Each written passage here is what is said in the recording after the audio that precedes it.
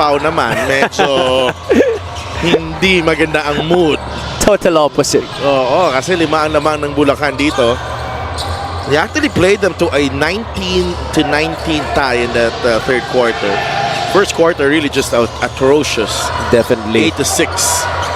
Celso fires a 3, and that is an 8-point lead para sa Bulacan. Joseph Celso now with 17 points in this game, including 8 rebounds himself. Bulacan is now 6 out of 13 from downtown in this game. And Joseph Celso, I think that's his third 3 of this game. Yep, third 3 of this game. He's 3 out of 3 from downtown. Ito si Joseph Celso. Top of the circle, trifecta. Joseph Celso extending this Bulacan lead to 8.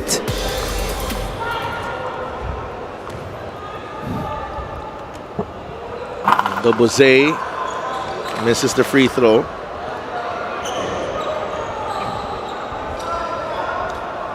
This almost easily could be Joseph Celso's best game of the season for Bulacan. Yeah, there was a game na I think their first win. Maganda rin pinakita niya doon. Si Sumido lang ang napiling best player. Yeah, even that game against Marikina where hinabol nila yung 30 points to make it competitive at the end. He also had pretty decent game. I think he had a double-double in that one. Sumido. It's trapped. Humawas. Celso to beat the shot clock. No good. Dobose nagmamadali. Quickly to Pasjas. Janjan. That should be... Oh, I thought that was going to be an offensive foul. I saw that left hand warding off Celso.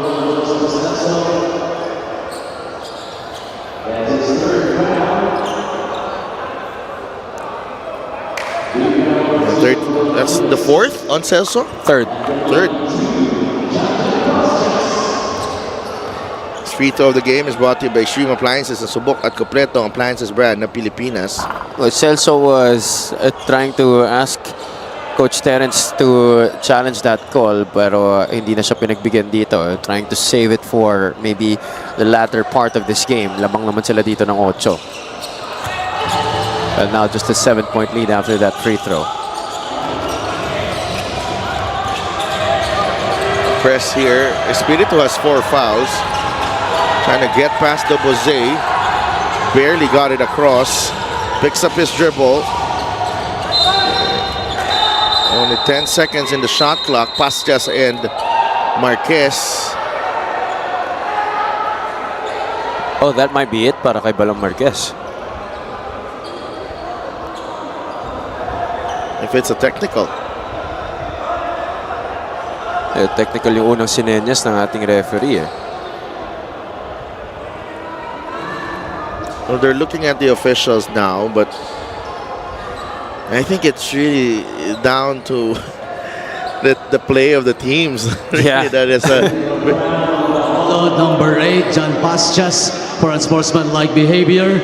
Technical foul on Bulacan. Number 6, Joseph Marquez for unsportsmanlike behavior. Combining with unsportsmanlike foul earlier. Okay. Joseph Marquez is out of the playing court. Marquez is out of the playing court after the second technical.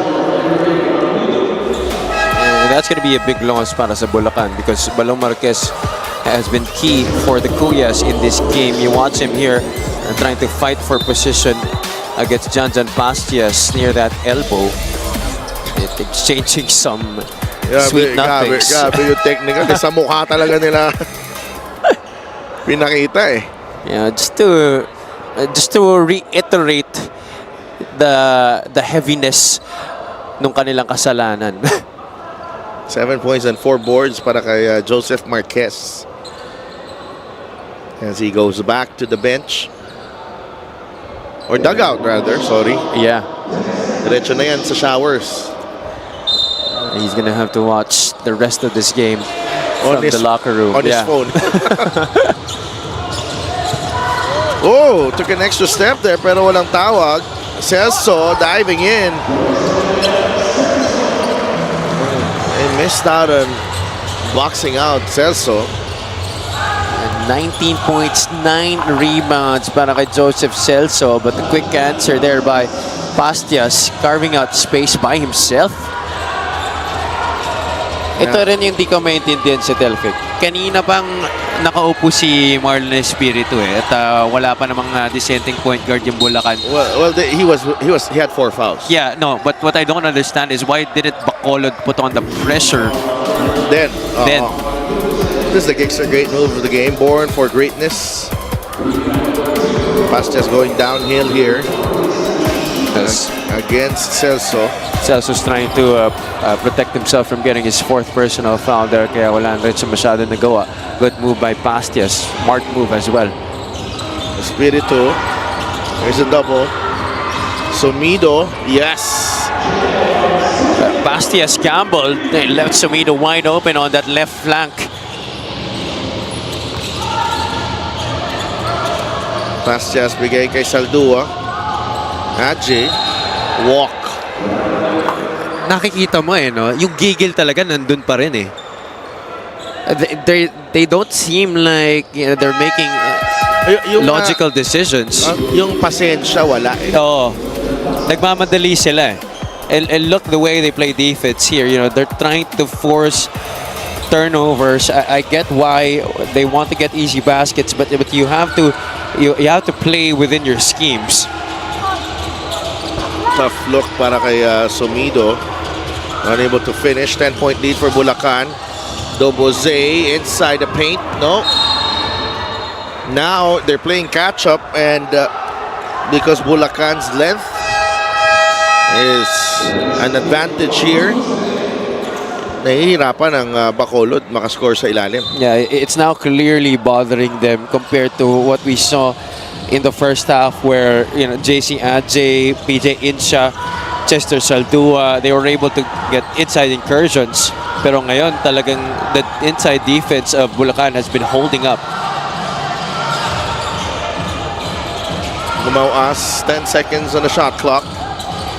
Back to Sumido.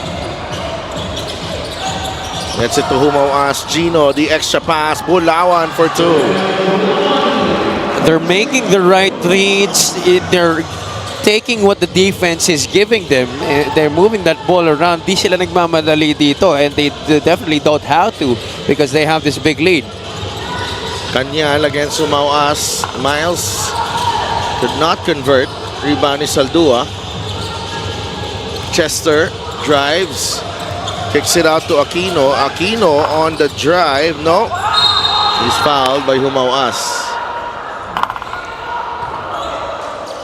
If not for that first half, Bulacan's really playing a good second half right now. Assist of the game is brought to you by 1xBet, title sponsor of the Mpbl. Your choice, your victory. Feel more game with 1xBet. Bulacan with the finish there. Yeah, numerous players, chipping in, contributing, doing their own little part in making Bulacan hold this lead.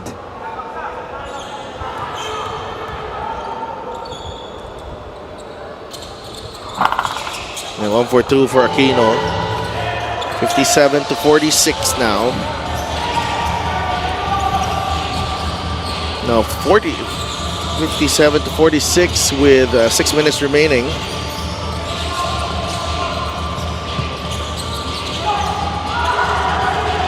Espiritu.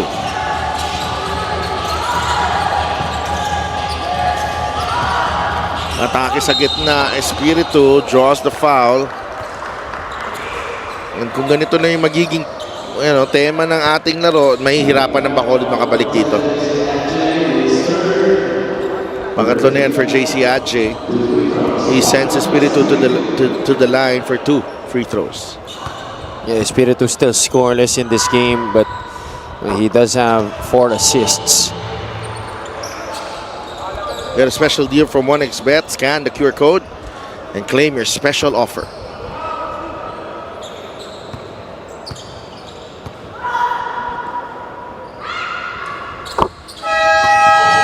This is now the biggest lead of the game at 13, 59-46 for the Bulacan Kuyas. chasing their second win of the season. The Tubo Slashers looking for win number 3. Down by 13. We have a timeout.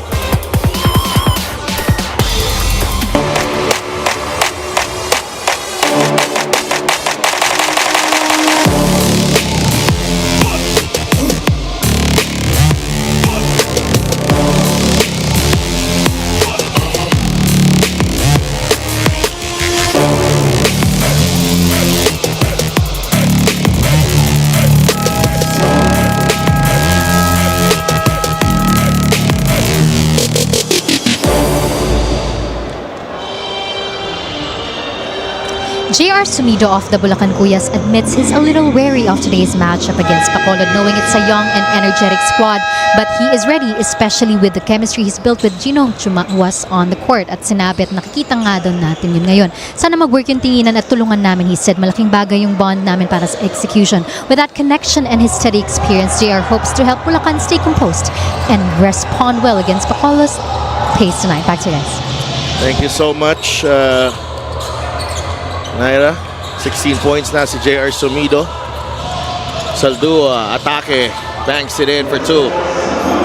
Yeah, they need more of that for right now. Yeah, 14 points for Saldua.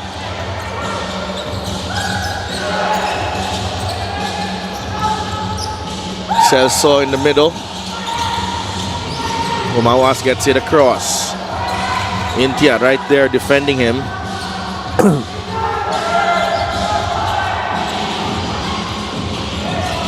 Gino, 5 seconds on the shot clock. Umawas. Intia completes the stop.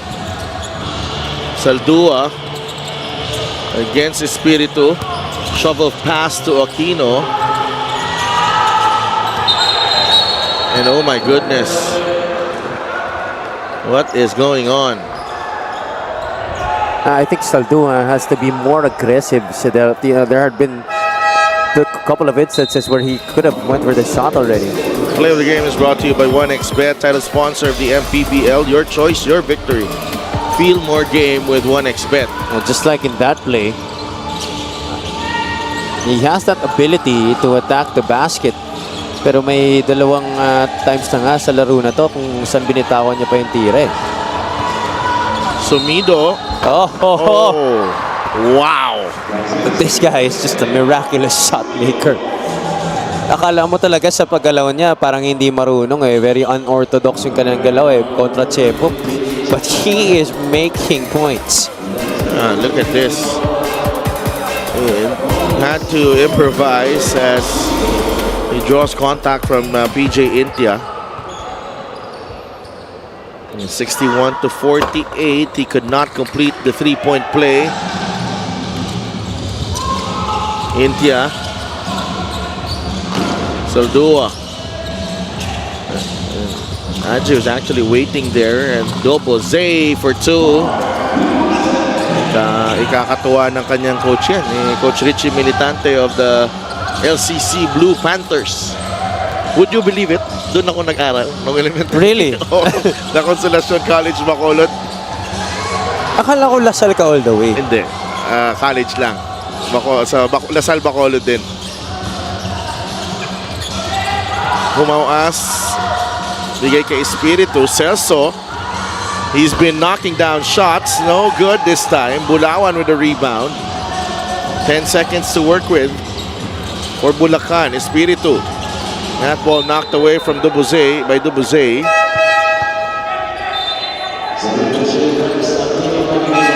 Bacolod should not lose hope here, and they should try to make smarter decisions on both sides. Posible pa ito. This is still 3 minutes and 35 and just an 11-point lead that they're trying to chase. Sumido.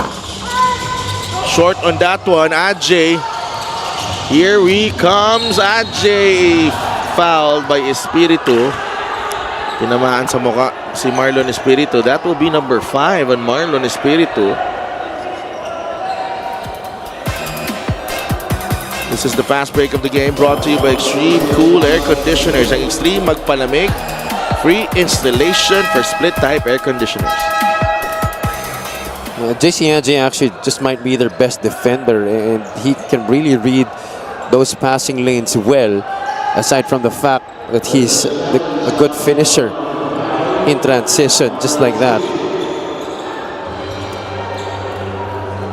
Was he in position there, or was there a swing dun sa ulo ni Espiritu? I think Espiritu was really more into the grill of Ajay there. We'll be right back for the result of this challenge.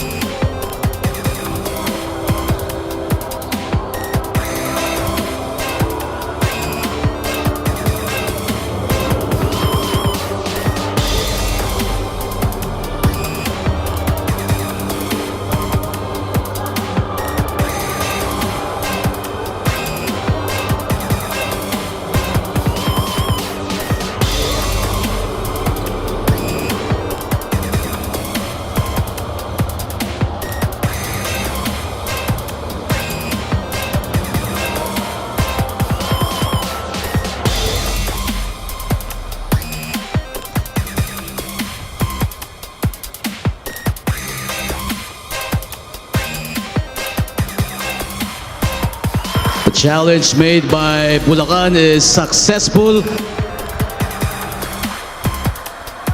So it's a successful challenge. Wow, and it's going to be an offensive foul. They turn the call around. See what happened here. Yeah, there was an elbow to the face. Oo. And I think he could have done better if he made another dribble and another step. Medyo napaaga yung takeoff niya eh. Kaya siguro naging medyo awkward yung pag-takeoff. And again, Digil. Yes, tama.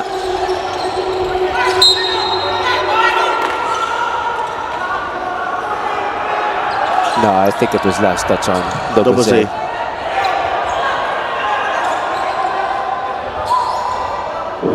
Now they've put themselves in this position. The Tubo Slashers, now they have to figure out a way to get back.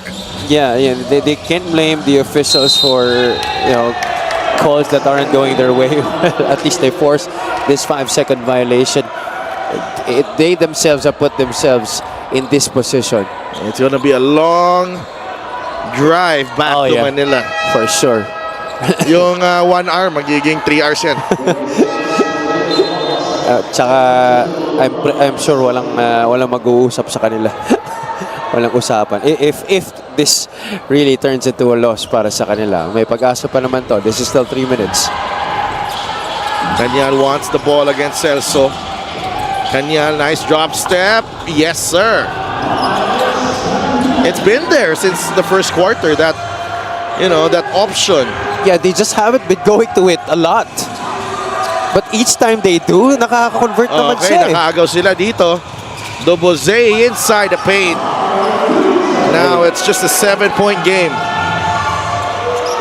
7 points now in the game para kay Dobose. Same number of this lead right now, the Bulacan Kuyas. Kaya lang, they give up a foul here and they're both already in penalty. And check out this play of the game, brought to you by 1xBet, title sponsor of the Mpbl. Your choice, your victory. Feel more game with 1xBet. And this is the right play for Bacolod in that certain instance because Celso is trying to protect his fouls here. He already has 3. He doesn't want to get his 4th. And Bulacan knows how important it is for Celso to stay in the game, lalo't lalo na ang ganda ng nilalaro niya dito.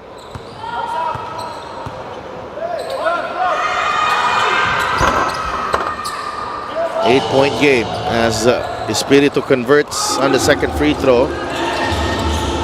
Dobose in the paint. Labas kay Ajay. Ajay is fouled and he will be tested at the line again. JC Anjay is 1 out of 8 from the free throw line this afternoon. And the thing is, Javi, it's not like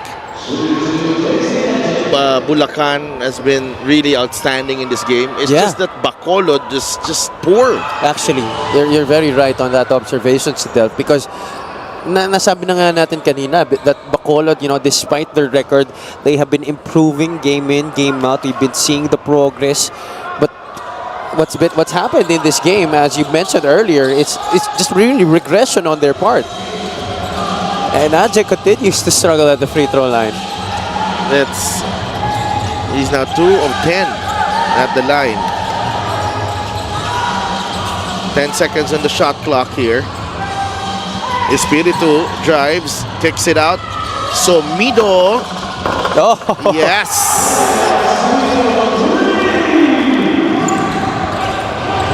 #21 in the game for Somido. Aquino, Mintis ang tres. Ajay to Saldua. Dobozay drives. No good on the layup.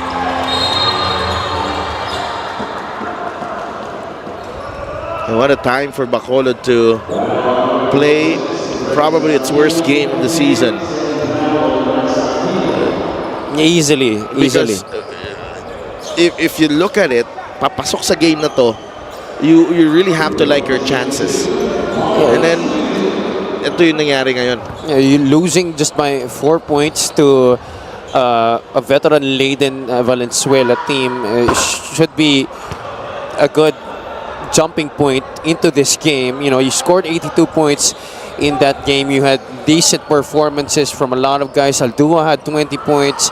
Ajay had 17. Miles Canyal had 10. And then Aldev Canoy had 8 points in that game. Canoy hasn't been present in this match. He's on the bench, but he hasn't been fielded in.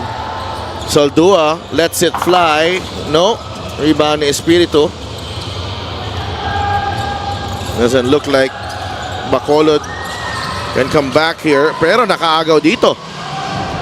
Dobozay lays it in. It's an 8-point game. Espiritu in pain here. Now he's gone through a lot of punishment in this game.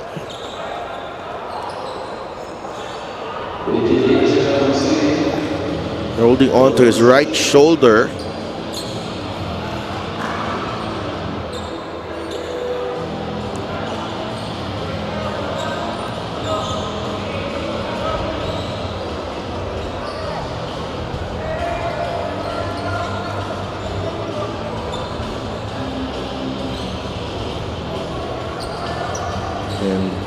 I think he's able to put pressure on it naman.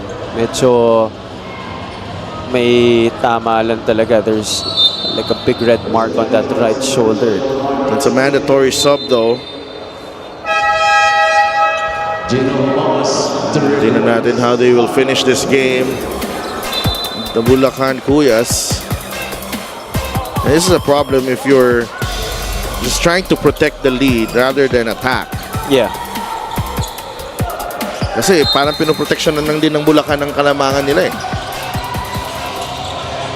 Of course, they don't want to do anything too drastic here.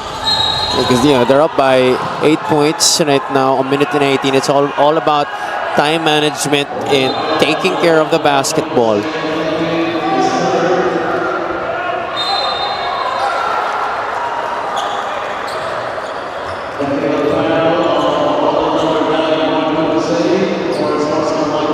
And he's also teed up Dobozay.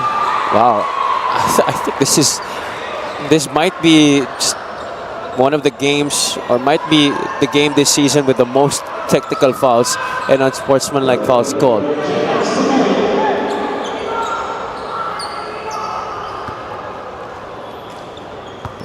Walong puntos ang kalamangan dito. Somido has come alive in this game.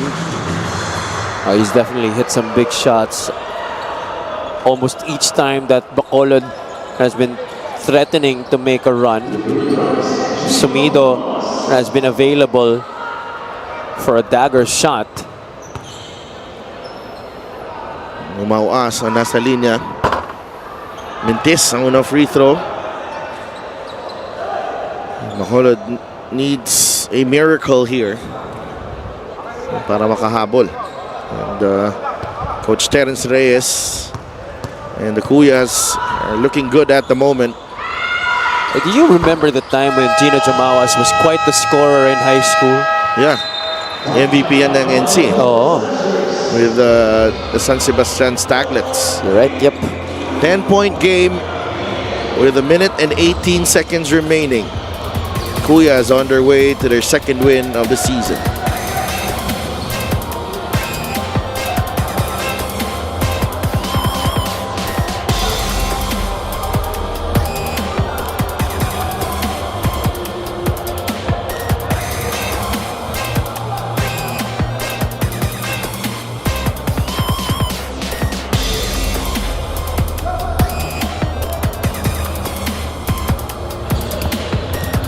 And Bulacan's next 3 games, they take on the Quezon Huskers on June 18, June 26. Mindoro ang makakalaban nila. Batang Kangkalu ng Caloocan on July 14. That's a long break, Javi. Yeah, but they do need that long break because that's quite the schedule as well para sa kanila. Teams in playoff contention in their respective divisions, Quezon, Mindoro, and Caloocan. And the Huskers fresh off a win on their home floor in their last game. Dobaze knocks down to 3. Let's see if it gets interesting here. 12 points for Dobaze. Well, we've seen stranger things happen. This is not yet impossible. Turnover forced.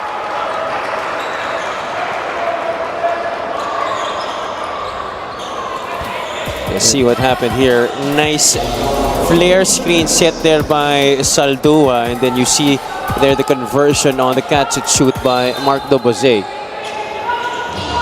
They need a quick one again. Saldua gets it to Ajay, goes downhill, blocked by Celso up top.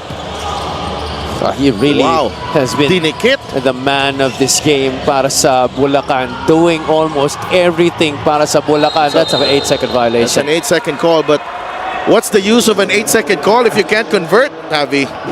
You're right. And actually, napasama pa nga para sa kanila yun dahil 8 seconds nga yung nawala sa oras. So that's 8 seconds less for Bacolod to still catch up in this Yeah, game. because there's so many opportunities in this game.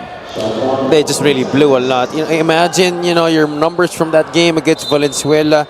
You shot 42.5% in that game, and you only committed 10 turnovers as compared to the 18 you committed in this game.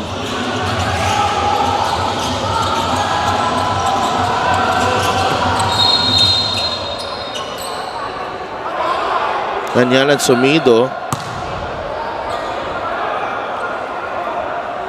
having a few words. This game has really been very heated.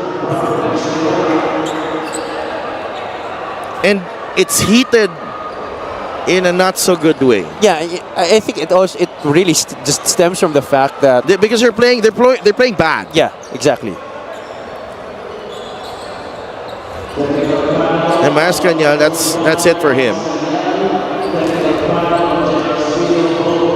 Unlike behavior. There's just been a lot Mascanyal, of 5 fouls. things in this game J.R. that Sumido we has wish committed really didn't 2 happen. technical fouls. J.R. Sumido This should definitely serve as a lesson for both squads, especially for Bacolod. This really was not in the mirror when they played in the last game against Valenzuela. Only lost by 4 points. Sumido's out of the game as well. Yeah.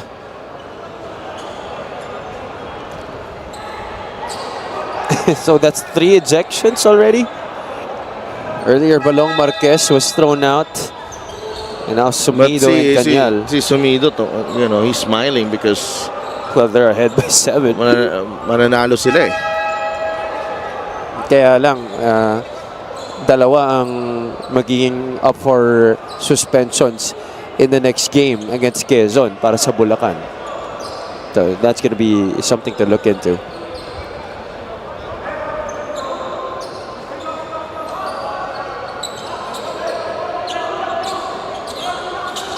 It's not been the prettiest of games this season.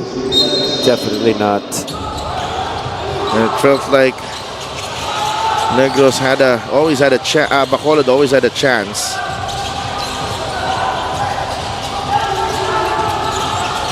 Bagsak si Espiritu. Intia.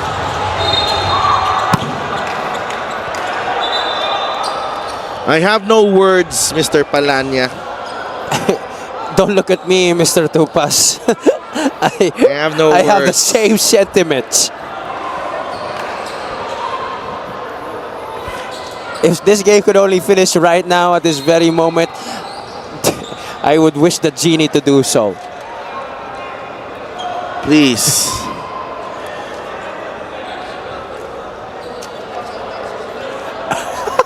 Pinapapasok ka na ni Com. Pasok ka na raw. Pwede ka dito, homegrown ka dito eh. I will not, hindi ko kayang i-risk ang status ko. Oh my goodness.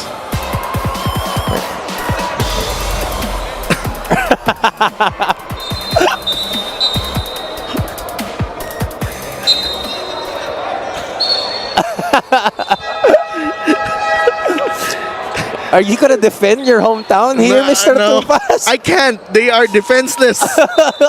wala akong magagawa dito.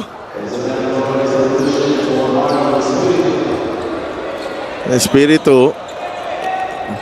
He took his time there, and there's ano siya eh, na puruhan dun sa midsection eh. Yeah. Okay na. Pwede na pwede nang paubos na yung oras eh. And then you give up the foul.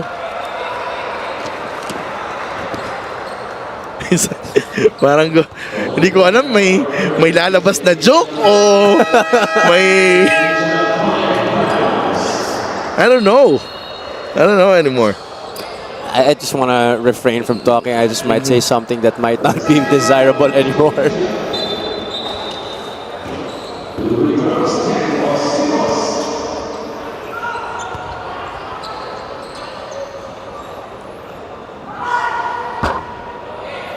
And Bulacan also missing.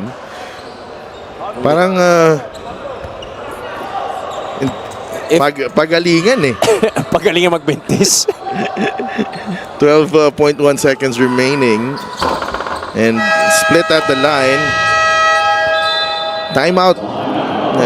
Dito ang Tubo Slashers. 8-point lead for Bulacan. Tubo Slashers trying to come up with something in the final 12 seconds of this ball game. We'll be right back.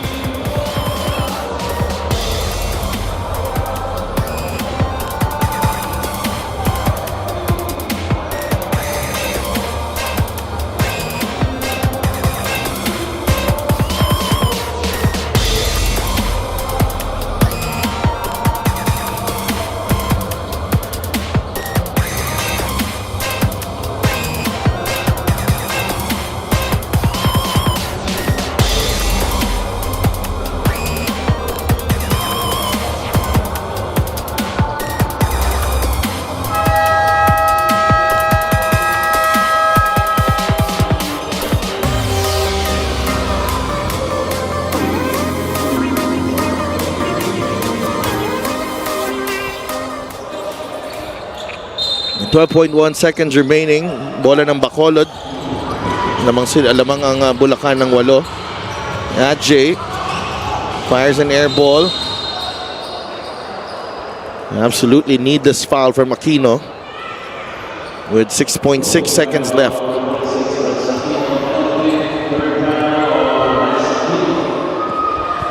Well, they're just standing insult to injury here, and come on, we don't need this. This is just you have to remind yourself that you're representing Bacolod and Bulacan here. Hindi na kailangan yan. You know what this game has tried to tell me, Shedel? Parang sinasabi ng laro na to na kaya ko pa makipagsabayan sa Mpbl eh.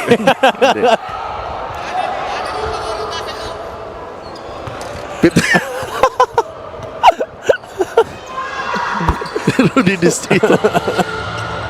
Nung pumasok ng head of security natin, biglang 6 player na Bacolod.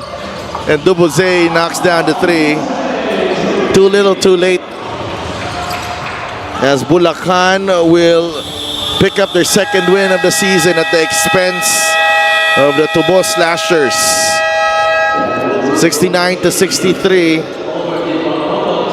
Combination of a lot of things. Bulakan doing just enough. 3 ejections in this game.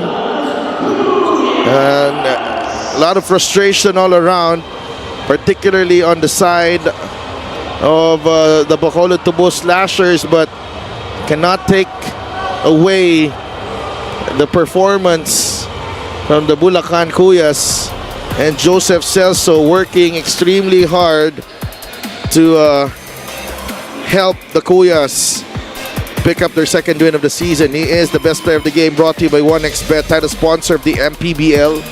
Your choice, your victory. Feel more game with 1xBet, Javi. 20 points, 14 rebounds, 11 on the defensive glass, and 2 blocked shots para kay Joseph Celso. Practically doing it all para sa Bulacan Kuyas in this game. Although we did see great performances from Jer Sumido and Balong Marquez, it was really Celso's all game long brilliance that propelled Bulacan to this 69-63 victory. Let's go to Lyra Ponsalan. Thank you, Sudelf. Joseph, congratulations on your second win this season for Bulacan and on your double-double career high performance. Anong pakiramdam na kahit struggling ang Bulacan, napatunayan nyo na hindi dapat kayo i-underestimate? Ayun po, nagpapasalamat po. Nagpapasalamat kami kay Lord kasi binigay sa amin yung panalo na to. At talaga pong trinabaho talaga namin to. Sa practice talagang go hard po kami lahat. Gustong-gusto po talaga namin manalo. At evident yun kasi na-mention ni Coach Terence that the goal ay mapantayan nyo ang 2 wins ng Bacolod at na-translate yun because of your efforts. Ano pa ang goals nyo for the rest of the season? Siyempre po, gusto pa po namin na manalo pa po, na mapatunayan po namin yung talent po namin. Ayan.